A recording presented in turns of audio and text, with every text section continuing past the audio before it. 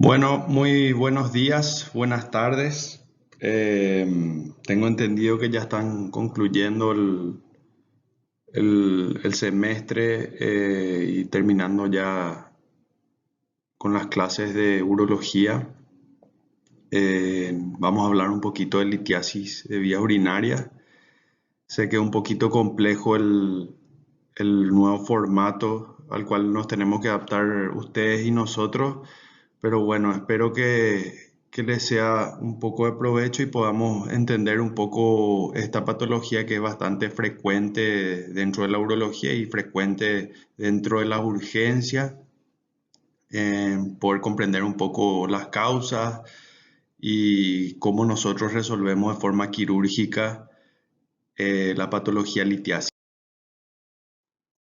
Vamos a hablar un poquito de la epidemiología de la litiasis de vías urinarias. Podemos decir que los cálculos de vía urinaria son más frecuentes en zonas de clima templado, principalmente en zonas cálidas, más frecuente en hombres de raza blanca por cuestiones genéticas.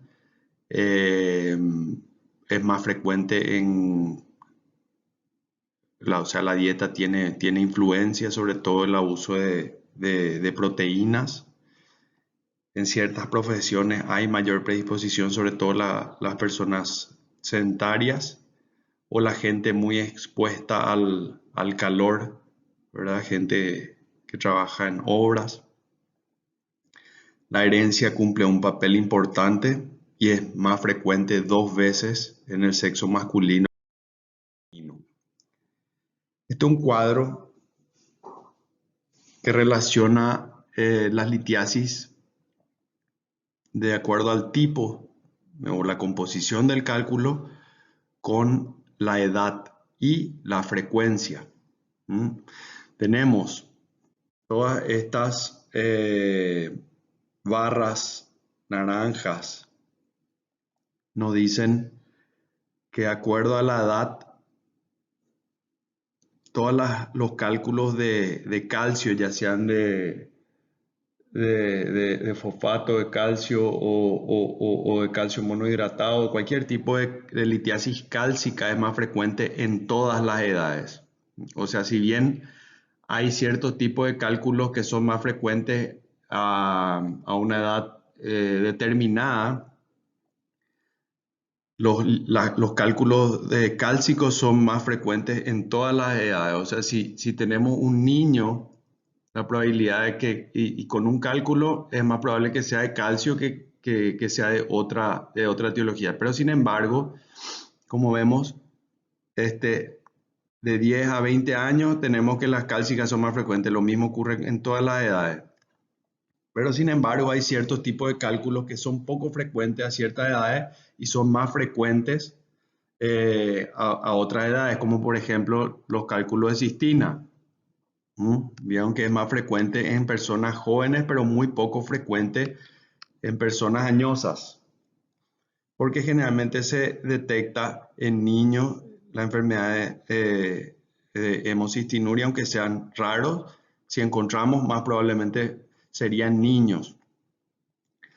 Los cálculos infecciosos podemos ver a partir de los 20 o 30 años y generalmente se mantiene hasta la edad adulta. Y los cálculos de ácido úrico por enfermedades relacionadas a la hiperuricosuria o el ácido úrico en general aumentan con la edad. Pero tenemos que todos los cálculos son de acuerdo a la edad, los cálculos de calcio son los más frecuentes en todas las edades.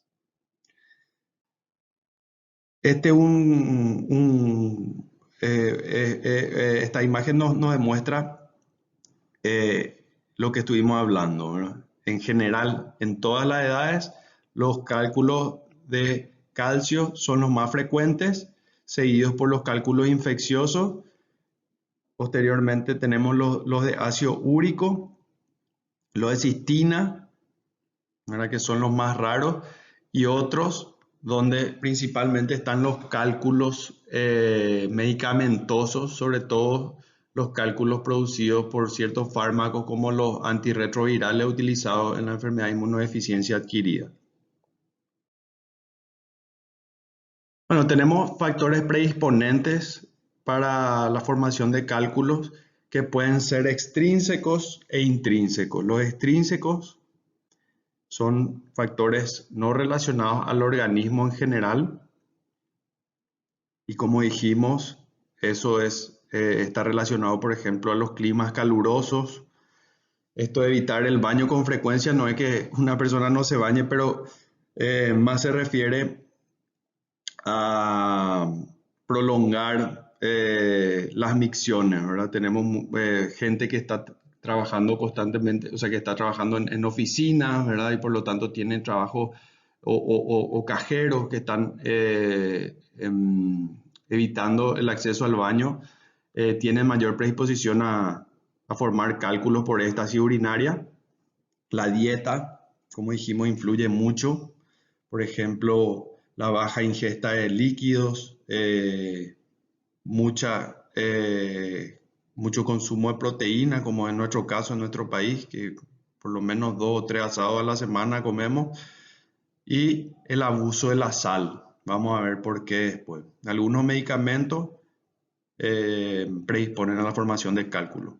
Y los factores intrínsecos relacionados a las personas, al organismo en sí, que predisponen son la obesidad, la diabetes, gota, enfermedades genéticas como la cistinuria, la fibrosis quística, el hiperparatiroidismo por una alteración de la regulación del calcio y la infección urinaria a repetición. Todos son factores relacionados a las patologías internas. ¿Cuáles son los mecanismos para la formación del cálculo? ¿Verdad? Para que se formen los cálculos tienen que ocurrir ciertas reacciones físico-químicas y tienen que haber ciertas condiciones para que se nucleen esos iones. Y hay tanto factores promotores como factores inhibidores de la formación del cálculo. O sea, el organismo tiene un mecanismo de protección para evitar que se formen y sin embargo muchas veces ocurre porque se dan esas condiciones físico-químicas. Entonces tenemos dos factores principales que son la solubilidad y la precipitación, que es en el caso cuando se forman esos cálculos. Cuando hay un balance, ¿verdad? Cuando está estable la balanza en cuanto a los factores inhibidores y promotores, vemos que esos cálculos no se forman. Pero si hay un desbalance, como ocurre en esta imagen, vamos a tener la precipitación y la formación de esos cálculos. ¿Cuáles son los factores que inhiben la formación del cálculo? Son sustancias que el mismo riñón, con que el riñón cuenta para evitar esa formación. El citrato, el pirofosfato, el magnesio y el zinc son sustancias que están en la orina y evitan esa nucleación. La proteína de Tamm-Horfeld también es producida por el mismo riñón y es una proteína que evita esa nucleación de iones, y la nefrocalcina también. Los factores promotores son el aumento de la concentración del soluto o, de lo contrario, lo mismo, disminución de la concentración del solvente, las variaciones del pH urinario y cuerpos extraños, que van a ser factores que van a aumentar la predisposición para que ocurran esas reacciones físico-químicas que van a llevar a la precipitación, por lo tanto, a la formación. ¿Cuáles son las etapas de la formación del cálculo? Bueno, cuando hay escasa cantidad de líquido y aumentan los solutos, se van a empezar a saturar esos iones. Y una vez que la concentración de solutos es muy importante, se van a empezar a nuclear si se dan todas esas condiciones que dijimos y se van a unir uno con otro. Eso sería lo que sería la nucleación, y posteriormente va a ir creciendo ese cristal y inclusive se pueden llegar a unir unos cristales con otros y así se forman los cálculos. Normalmente en la orina nosotros estamos eliminando fracciones muy pequeñas de cristales que no notamos. Pero si llega a ocurrir esa reacción, vamos a formar los cálculos que van a producir importantes daños en las vías urinarias, si es que llegan a obstruir o si se llegan a infectar, como en el caso de los cálculos. En general, los cálculos cálcicos, podemos citar algunos tipos de, de causas. ¿Mm? Y principalmente tenemos el aumento de la concentración de calcio o la hiperoxaluria, ¿verdad? Estos son algunos tipos de enfermedades. No siempre es fácil determinar la causa cuando tenemos el cálculo. Hay ciertos estudios que vamos a ir viendo, pero estos son algunos ejemplos de patologías que pueden llegar a formar o a predisponer la formación de cálculo. Entonces tenemos que tener en cuenta todas estas posibilidades cuando nosotros tenemos un paciente con litiasis renales, ¿verdad? Porque tenemos que intentar eh, prevenir posteriormente la formación de nuevos cálculos. Un paciente que tiene un cálculo tiene un porcentaje del 40% más o menos para formar un nuevo cálculo. ¿Mm?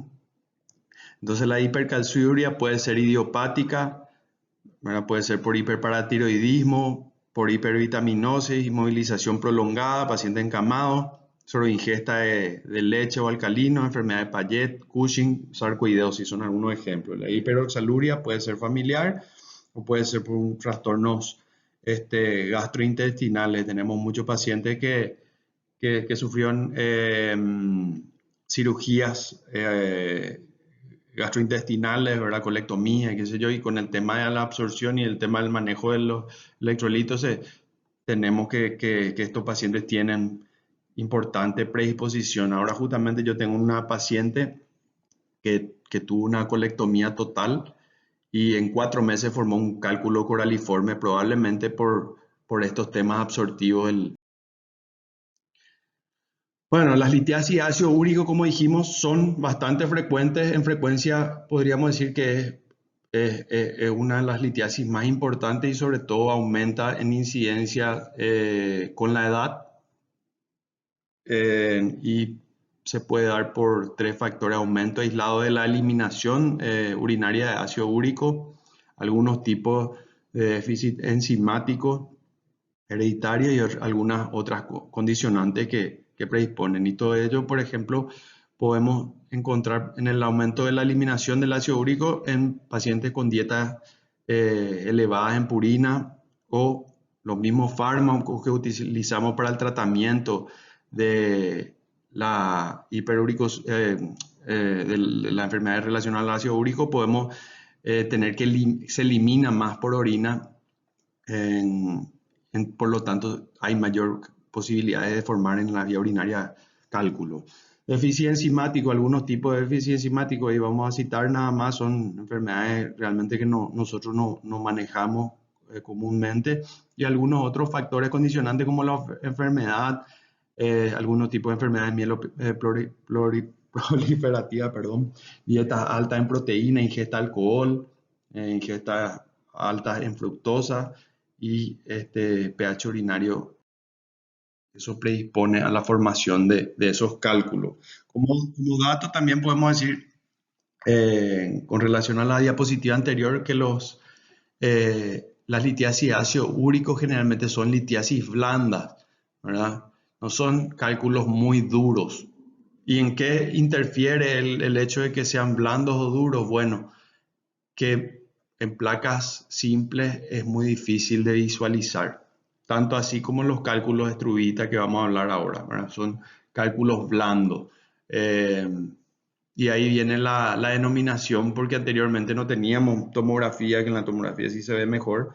Anteriormente solamente se visualizaban los cálculos con placa simple o radiografía, y nosotros denominamos como o clasificamos los cálculos como radiodensos o radiolúcidos de acuerdo a la densidad del cálculo. Entonces, y también tiene una interferencia el hecho de que cuanto más duro el cálculo va a ser más difícil nosotros tratarlo con los distintos métodos que disponemos para el tratamiento de esos cálculos, ¿verdad? Porque tenemos que extraer esos cálculos, muchas veces tenemos que romper esos cálculos y bueno, eso nos da una idea. Y también para el diagnóstico, ¿verdad? Como dijimos, es más difícil ver un cálculo blando.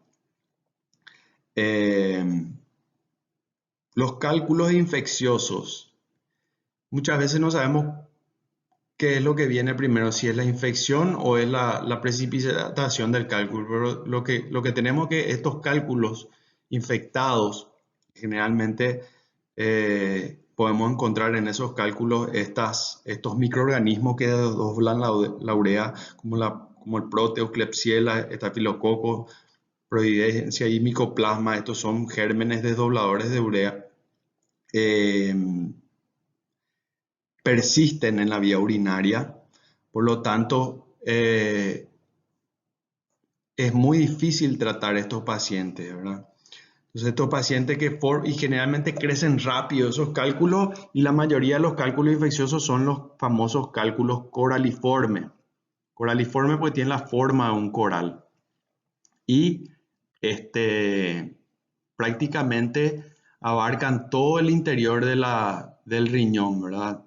Toman la pelvis del riñón, toman los cálices, toman los infundíbulos y son muy difíciles de tratar, ¿no? Porque es un cálculo que está prácticamente arraigado, si se puede definir de alguna forma.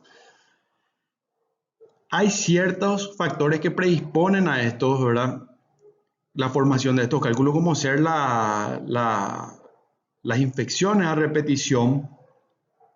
Y las infecciones a repetición muchas veces tienen sus causas, como ser la vejiga neurogénica, esa incapacidad de evacuar correctamente la vejiga hace que haya mayor predisposición a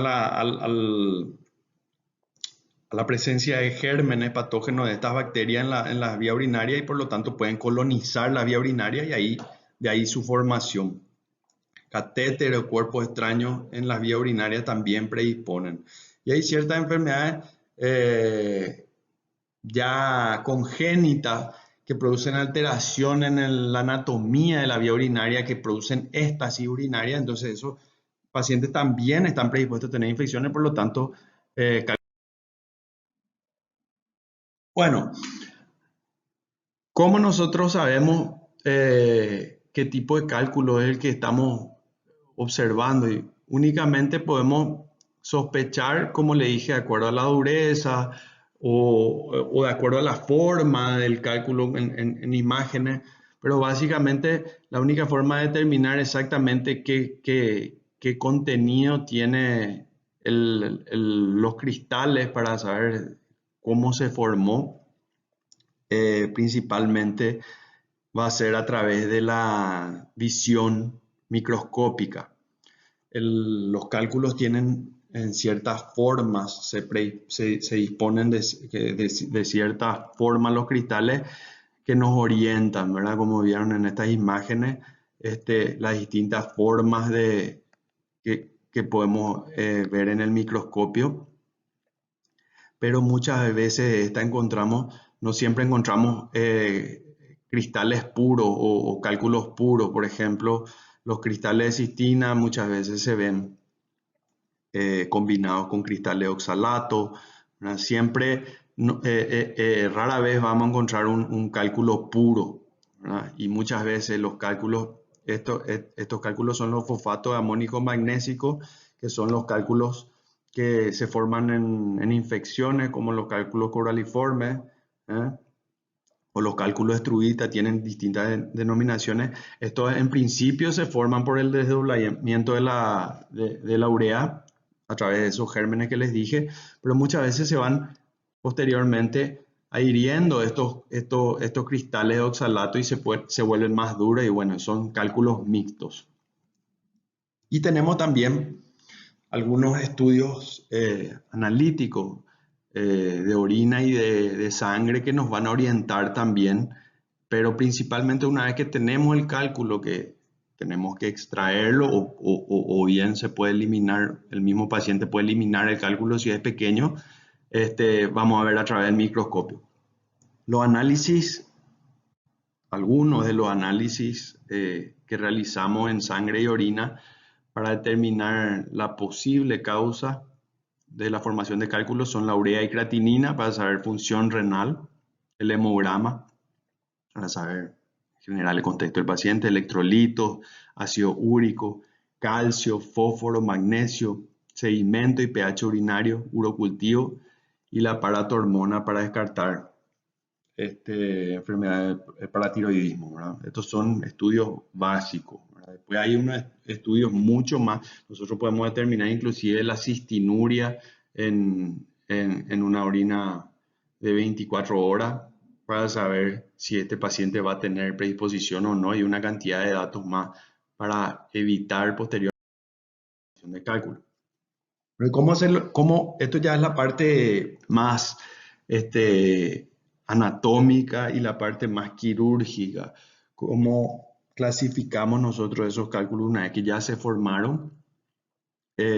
Podemos localizar de acuerdo a la ubicación. Nosotros ubicamos de acuerdo a dónde están los cálculos y puede ser renal, ¿no? Si tenemos un cálculo que está en la pelvis, en los cálices, o como le dije, puede abarcar la mayor parte del riñón y así se denominan pseudocoraliforme, o puede ser coraliforme completa o en asta de ciervo cuando el cálculo ocupa todo el interior de la vía excretora renal, o sea, el interior del riñón en sí. Puede ser ureteral y a su vez que puede estar en el uréter superior, en el medio o el inferior. Como sabemos, el uréter tiene 3 porciones y bueno, cada lugar en donde esté el uréter va a hacer que nosotros encaremos de forma distinta el tratamiento posible. Puede estar en la vejiga o puede estar en la uretra, ¿verdad?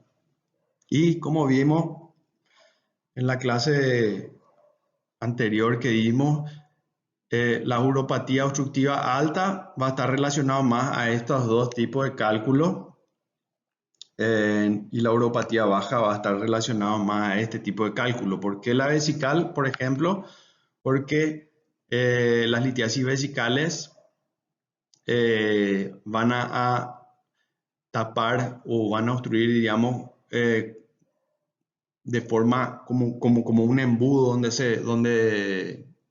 donde desemboca el cuello vesical. Eso puede llegar a obstruir y puede producir algunos síntomas en muchos casos y a veces retención aguda de orina. Y las litiasis uretrales también, evidentemente, van a trancar totalmente o van a obstruir totalmente el paso de la orina. Pueden producir retención aguda de orina y esto principalmente pueden producir cólicos renales o pueden llegar a producir, en el caso de que sean cálculos bilaterales, insuficiencia renal. Vamos a hablar un poquito de la insuficiencia, de las litiasis vesicales. Tenemos que se pueden formar de forma primaria o de forma secundaria. Primaria, principalmente en dietas pobres en proteína o deshidrataciones agudas.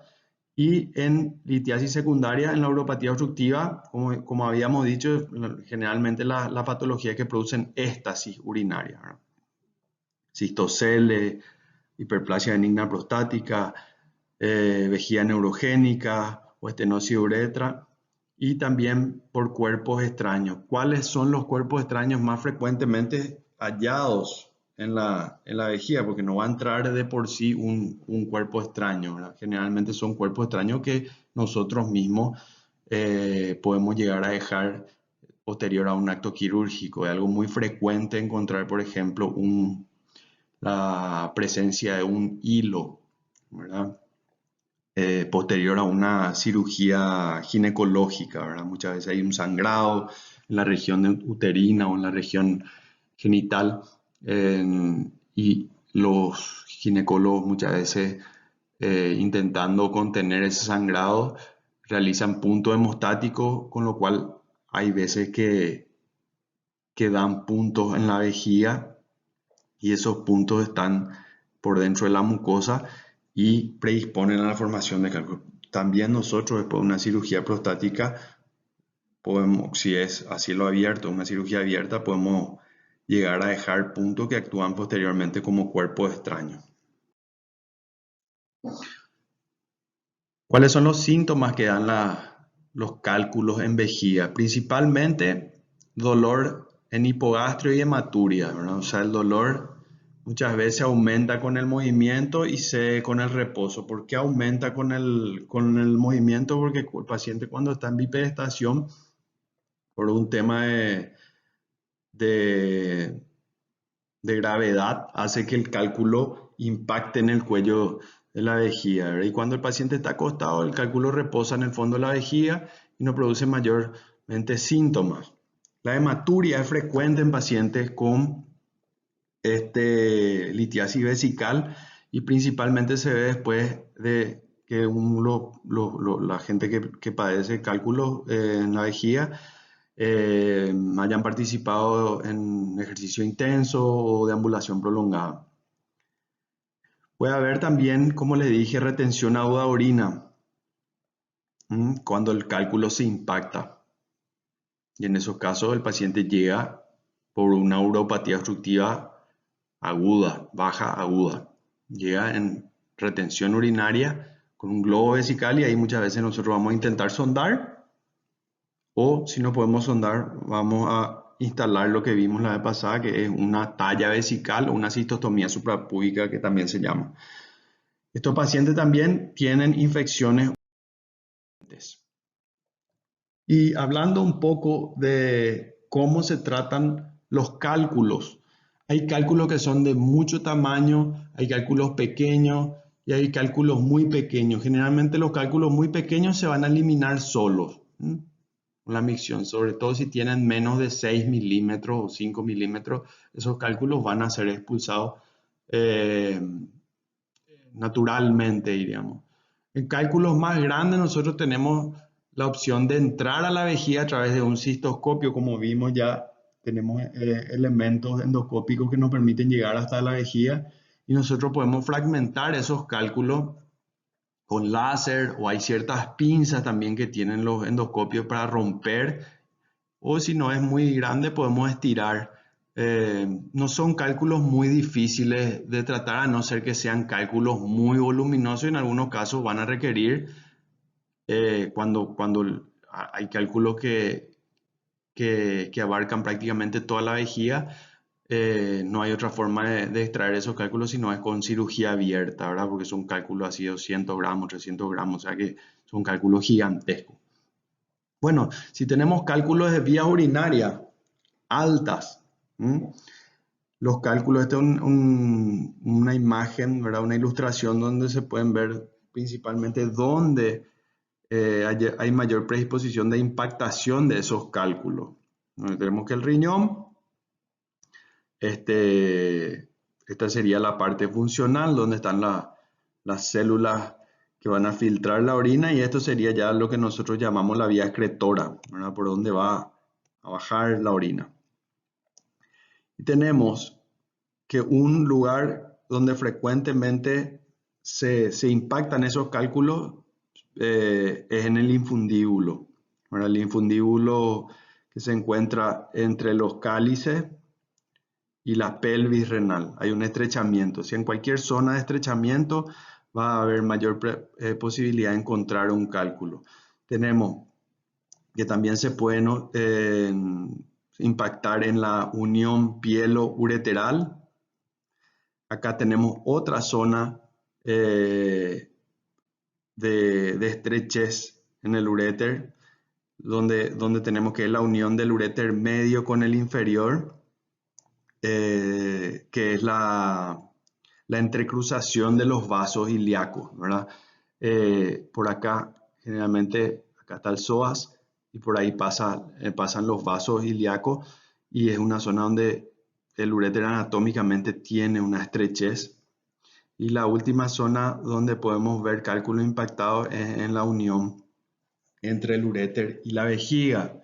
Como hablamos también en la clase anterior, el uréter tiene una porción intramural, o sea que atraviesa la vejiga de forma oblicua lo que va a servir como una válvula antirreflujo, ¿sí?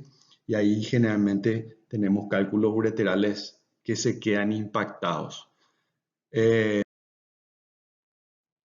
Algunas imágenes que ya habíamos visto en la clase anterior, estas son ecografías, un riñón donde se ve una hidronefrosis y en la ecografía se puede llegar a observar la presencia de un cálculo, aunque la imagen no es tan nítida como en una tomografía, ya habíamos dicho. Esta es una placa simple, como les dije, si un cálculo es radio opaco, o sea, no permite el pasaje de la radiación, un cálculo duro, vamos a poder ver en una placa simple, pero evidentemente hay que tener mucha imaginación. O sea, nosotros acá con una placa simple no podemos evaluar la anatomía del riñón ni la anatomía de la vía urinaria. Esto es un urograma de excreción, que ya habíamos hablado también, que es un estudio muy bueno para evaluar la anatomía del riñón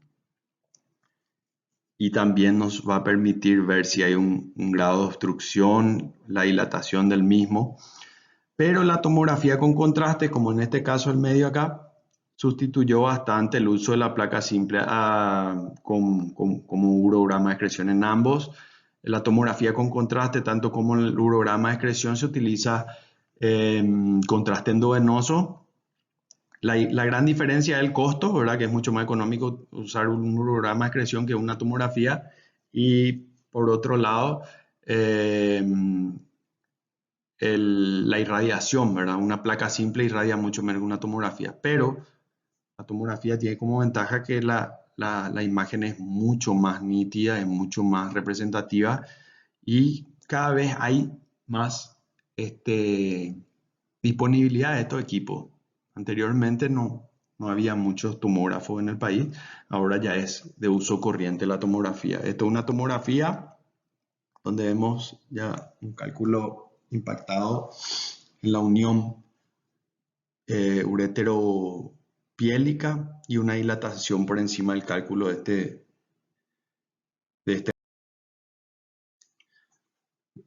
Este es un cuadro que resume todas las alternativas que tenemos para tratar cálculo y realmente no siempre es una sola alternativa. Muchas veces tenemos varias posibilidades en cuanto a elegir el tipo de tratamiento que vamos a utilizar, ¿verdad? Y no solamente hay un método, sino que hay distintos métodos y nosotros ahí tenemos que elegir el mejor para cada caso, ¿verdad? Para cada tipo de cálculo. Y no es, les digo, en realidad no es nada fácil muchas veces decidir y no siempre tenemos todo el armamento para decidir la mejor alternativa, ¿verdad? Entonces lo que yo quiero es que ustedes fijen un poquitito cuáles son dentro de las alternativas que hay, cuáles son las mejores alternativas para cada tipo de cálculo. Bueno, para la litiasis coraliforme, como dijimos que son las litiasis que abarcan todo el riñón, la cirugía renal percutánea es la cirugía de elección. Ahí vamos a ver después en qué consiste la cirugía renal percutánea y por qué es la cirugía de elección y cuáles son sus ventajas y sus desventajas. La cirugía, si no hay posibilidad de realizar una cirugía renal percutánea, que es una cirugía de mínima invasión, se recomienda la cirugía abierta o laparoscópica, pero es una cirugía mucho más invasiva.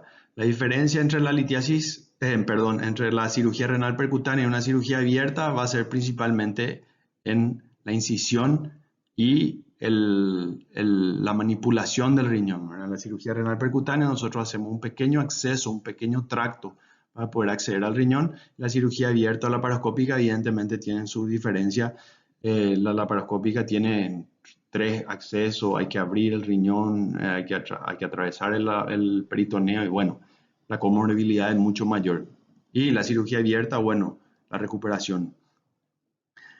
Bueno, entonces tenemos las litiasis coraliformes, son las litiasis que abarcan todo el riñón. Las litiasis renales de más de 3 centímetros, que no precisamente son coraliformes, sino son litiasis voluminosas, la cirugía renal percutánea sigue siendo la alternativa principal, y la cirugía abierta laparoscópica pueden ser también alternativa, ¿verdad?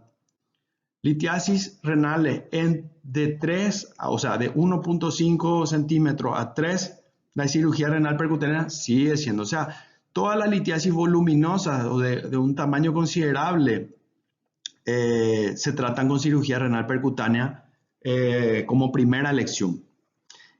Entonces, litiasis que no tienen tanto volumen, ¿verdad?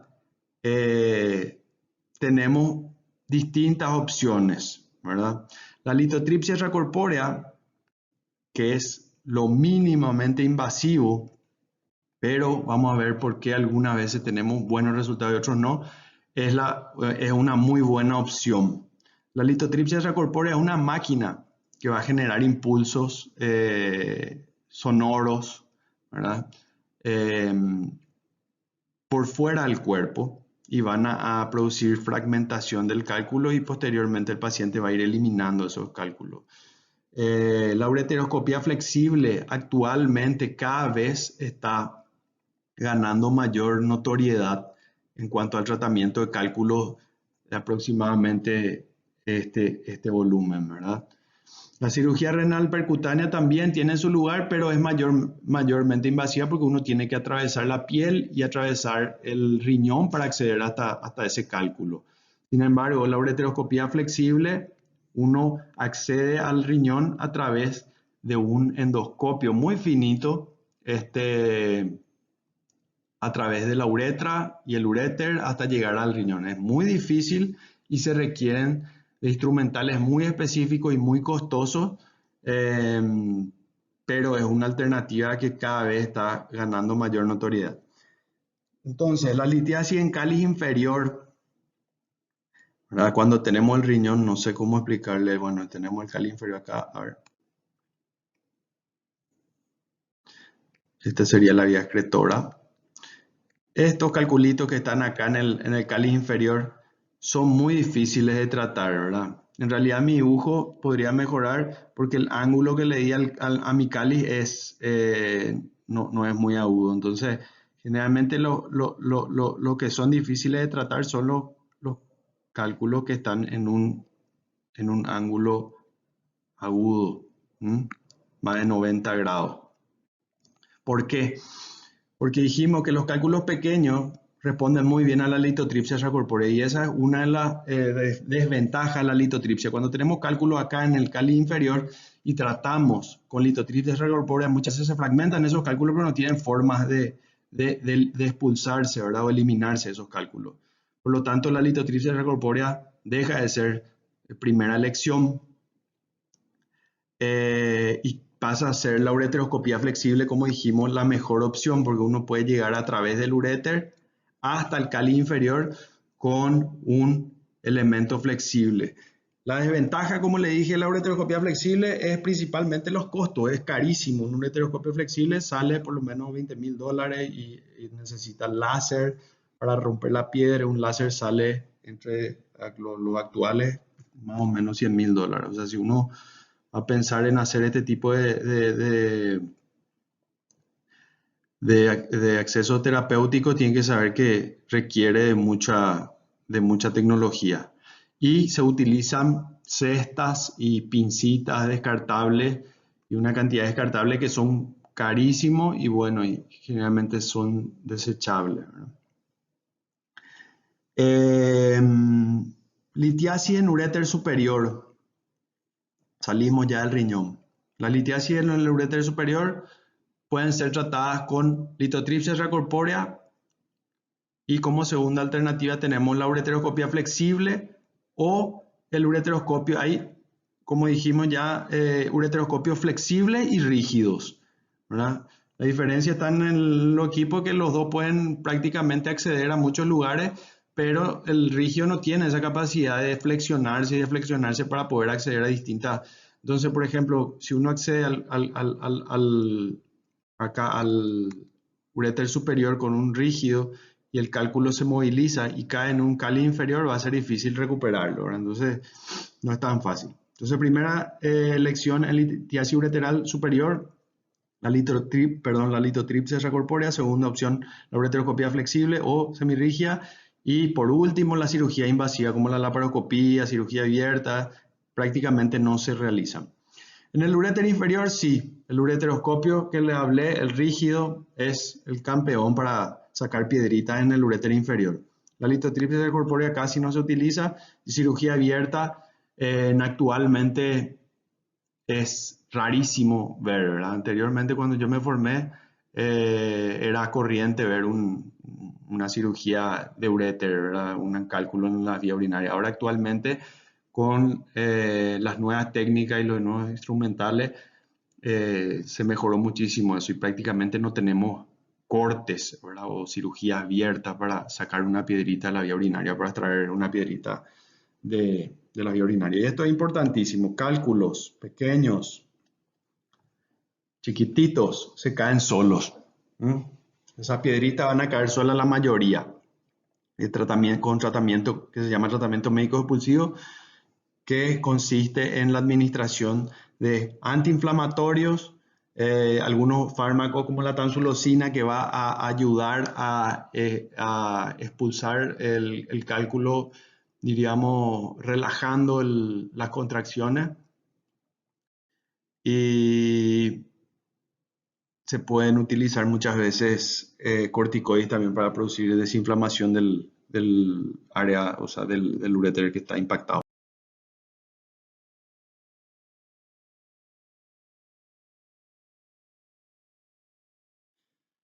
Lo mismo que hablamos, estos solamente son imágenes. Coraliforme o litiasis muy grande, percutánea.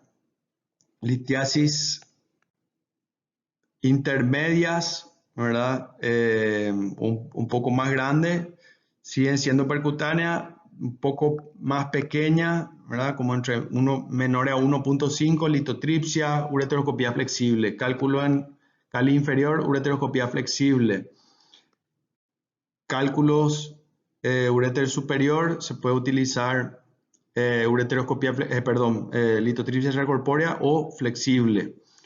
Cálculo uréter medio, cálculo uréter inferior, ureteroscopía semirrígida. Litiasis, ¿verdad? Cistolitotomía, que es un corte, ¿verdad? O cistolitotripsia endoscópica, que es entrar a través de un cistoscopio a través de la uretra y romper el cálculo. Yo principalmente utilizo mucho una técnica percutánea que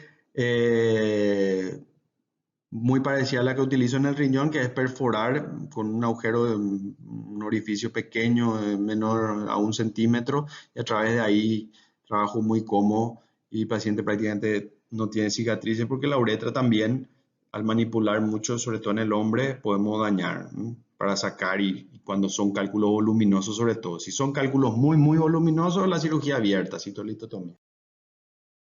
Bueno, esta es una máquina ya un poco más antigua, ¿verdad? Pero es la imagen que encontré que tenía de mano, un litotriptor extracorpóreo. Litotriptor extracorpóreo tiene, como le dije, la capacidad de generar ondas, tanto o electrohidráulica o electromagnética, que van a generar un sonido.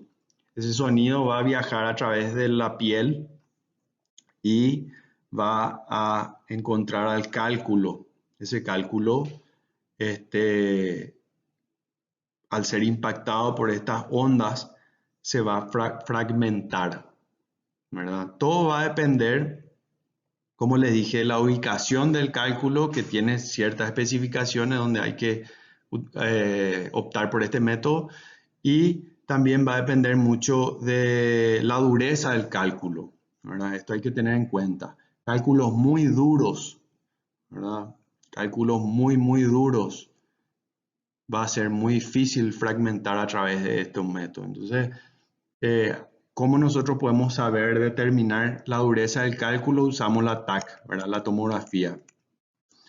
Y esta densidad del cálculo se mide en unidades Hounsfield, que es una unidad de medida para determinar densidad en la tomografía. Si tienen más de 1000, nos olvidamos de la litotripsia extracorpórea. Y tenemos que empezar a pensar en otro método, ¿verdad?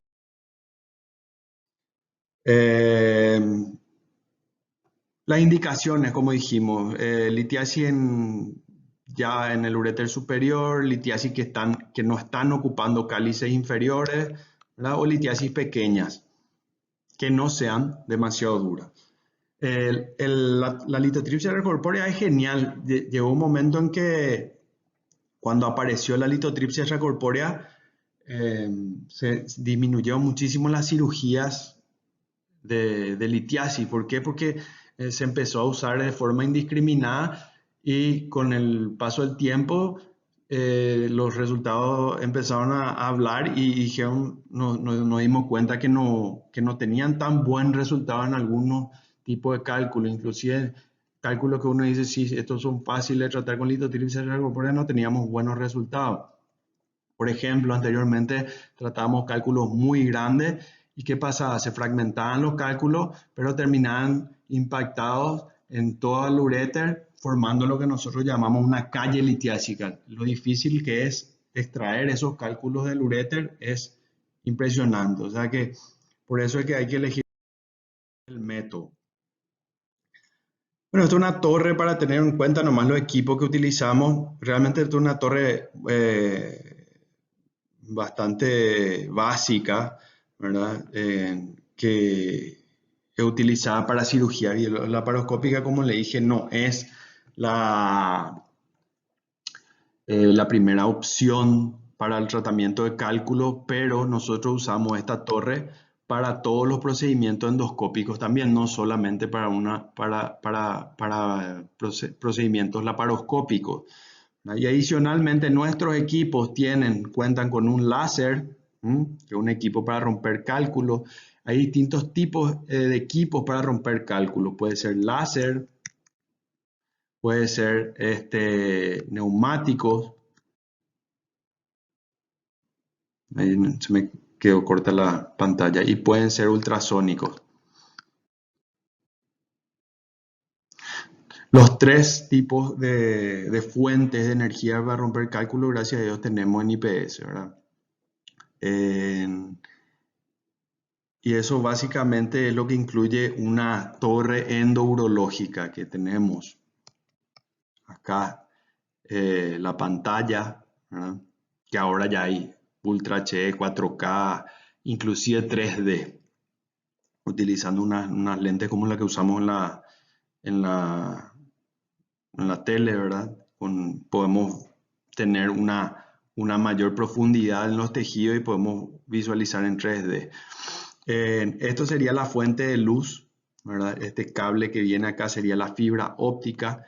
Esa fibra óptica se va a conectar a los endoscopios y nos va a transportar la luz que necesitamos para poder visualizar. Esto sería un insuflador, insufla CO2 para crear un espacio en el abdomen cuando vamos a hacer cirugía biolaparoscópica. Y estos son equipos de grabaciones, ¿verdad? Esto sería la cámara, la cámara que va a traducir la imagen a esta pantalla. Y como le dije, adicionalmente nosotros en urología tenemos muchos más equipos para romper esas piedras. Bueno, la endourología es la rama de la urología que trata de forma endoscópica estos cálculos y, como dijimos anteriormente, tenemos distintos equipamientos, distintos métodos, ¿verdad? Este es una pequeña ilustración que demuestra cómo podemos acceder a esos cálculos de forma simplificada, diríamos, estas imágenes. Estos son, que tenemos acá, es un ureteroscopio rígido.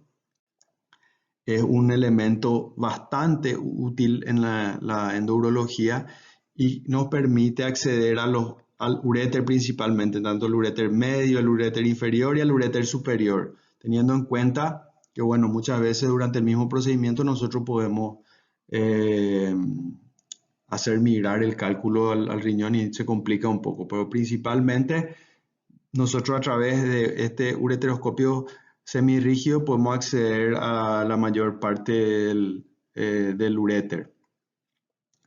¿Cuáles son las ventajas con respecto a un ureteroscopio flexible? Bueno, es mucho más económico y es mucho más duradero. Por eso elegimos la mayor cantidad de veces posible para el tratamiento de cálculo en uréter un equipo rígido, ¿verdad? Por un tema de costo y la fragilidad que tienen los equipos flexibles. Esto es un cistoscopio, ¿verdad? Cistoscopio es un instrumental que también puede ser rígido, flexible, pero nos permite solamente llegar hasta la vejiga. ¿Y de qué nos va a servir el cistoscopio? Nos puede servir para llegar hasta la vejiga, mirar directamente, tratar cálculos, ¿verdad? Todos estos equipos tienen canales de trabajo donde uno puede introducir distintos aditamentos para romper piedra, para extraer, para tijeritas, inclusive tomar biopsia. Inclusive estos equipos se adaptan como para operar próstata y tumores de vejiga. O sea, son instrumentales muy utilizados para colocar catéteres, para hacer estudios. Hay una cantidad de usos nosotros le damos a la cistoscopía. Esto es un nefroscopio, ¿verdad? Que es el elemento que vamos a usar para la cirugía renal percutánea. Y la diferencia con esto, con estos cistoscopios y ureteroscopios, es que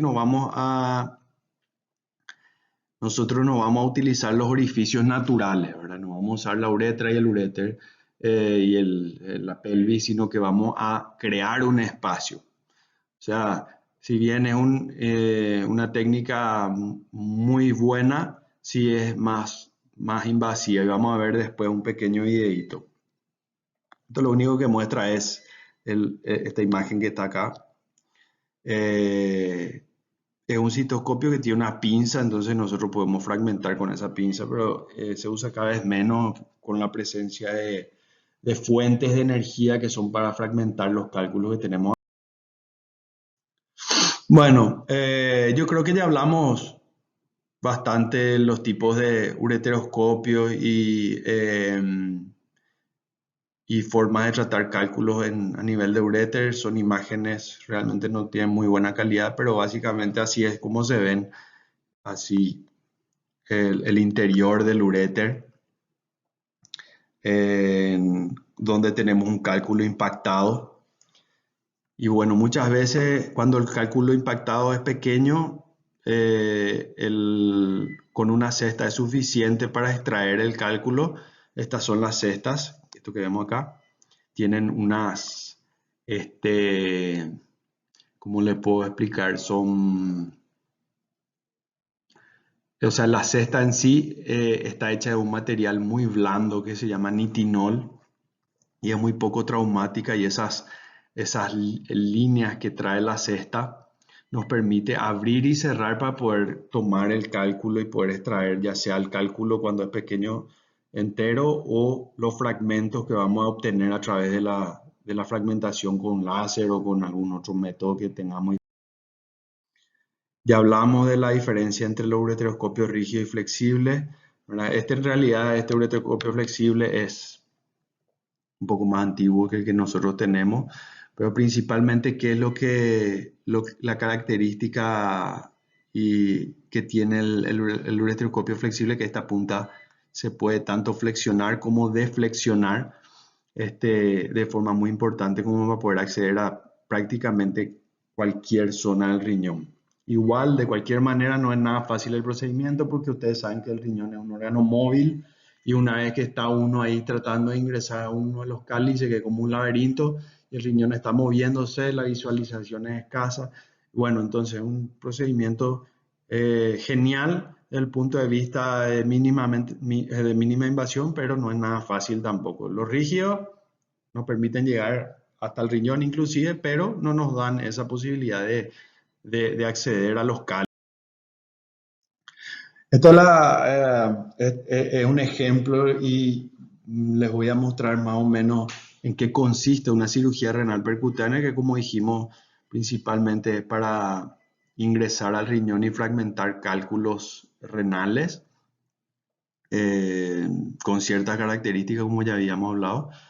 Pero básicamente me voy a centrar un poquito porque es una cirugía que a mí realmente me apasiona. Como le dije, mucho tiempo la cirugía renal percutánea fue dejada de lado por la litotripsia extracorpórea como es algo menos invasivo, menos difícil, ¿verdad? Esto es un procedimiento no es muy fácil, entonces si bien es un procedimiento antiguo ya, se dejó de hacer mucho por la dificultad que requiere para el acceso al riñón, ¿verdad? No es nada fácil acceder al riñón a través de una punción, sobre todo por la anatomía del riñón, ¿verdad? Así como vimos en la nefrostomía. Y básicamente consiste en punzar el riñón.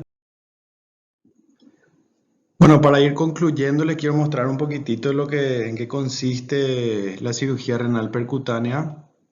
En- Me tomo el atrevimiento de mostrar un video que no es mío, era un colega de México, pero es bastante interesante porque podemos ver paso por paso, ¿verdad? Yo en realidad no tengo ningún video editado de la cirugía, pero vamos a poder por lo menos ver algunos aspectos de la cirugía.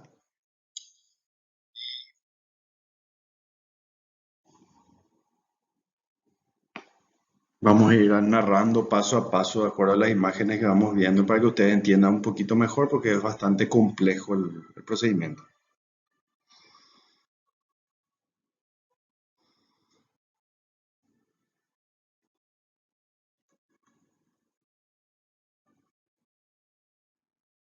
Bueno, el paciente ya está posicionado en realidad, ¿no? Era en decúbito ventral. Previamente se instaló un catéter ureteral para hacer una pielografía retrógrada y tenemos la presencia de un arco en C. El arco en C lo que nos va a dar es una imagen del riñón y ahí vemos cómo se moviliza el arco en C. Y utilizamos dos dimensiones.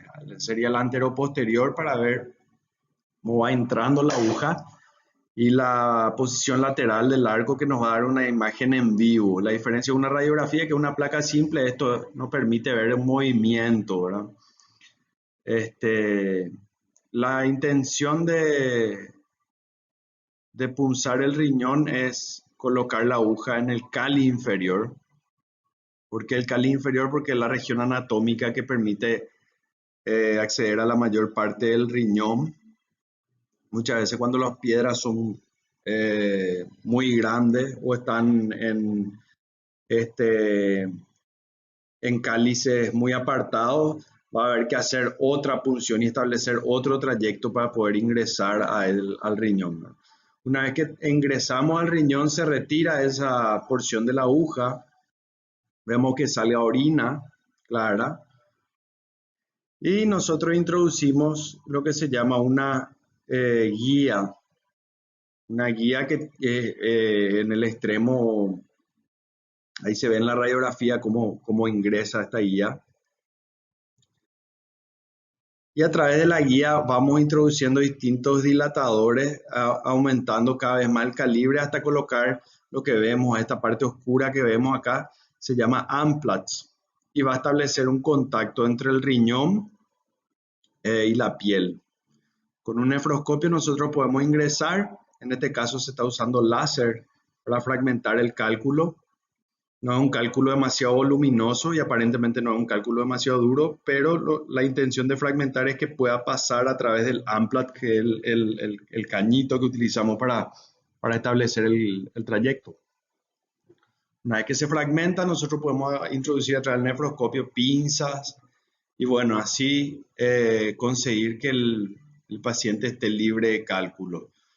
Eh, la técnica para romper los cálculos evolucionó mucho y ahora se intenta no hacer fragmentos muy pequeños, lo mayor posible para evitar que esos pequeños fragmentos posteriormente vayan al uréter y puedan obstruir, ¿verdad? Como una litiasis ureteral. Y es así como se ve el interior. Vieron, estas son pinzas que introducimos y extraemos los cálculos a través del AMPLATS. Se realiza una placa posteriormente para ver si el paciente está libre de cálculos, ¿verdad? O sea, a través de la radioscopía misma, y se coloca un tubo de nefrostomía, que es lo que se exterioriza la piel. Y colocamos también un catéter OLJ, esa imagen radiopaca que vemos que está descendiendo es un catéter ureteral, un catéter OLJ, es una pielografía. Esa nefrostomía se ven en ambos lados porque aparentemente fue una cirugía de dos, de ambos riñones.